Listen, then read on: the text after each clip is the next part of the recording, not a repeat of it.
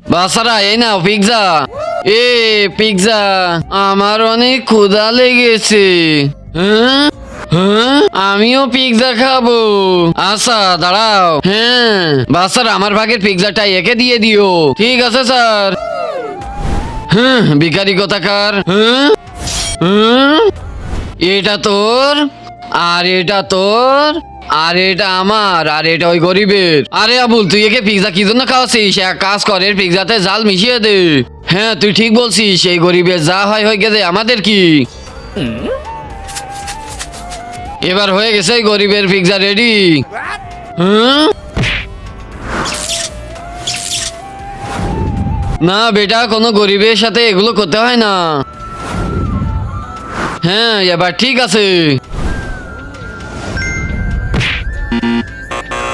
হ্যাঁ প্লিজ আগে আপনারা সাবস্ক্রাইব করেন, তাহলে এটা কাজ করবে।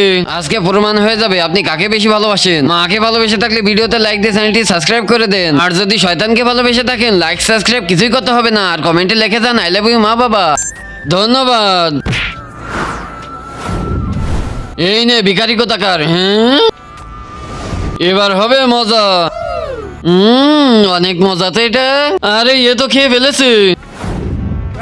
আরে আমার এখানে জালালা পিৎজা কিভাবে আসলো? সাবস্ক্রাইব।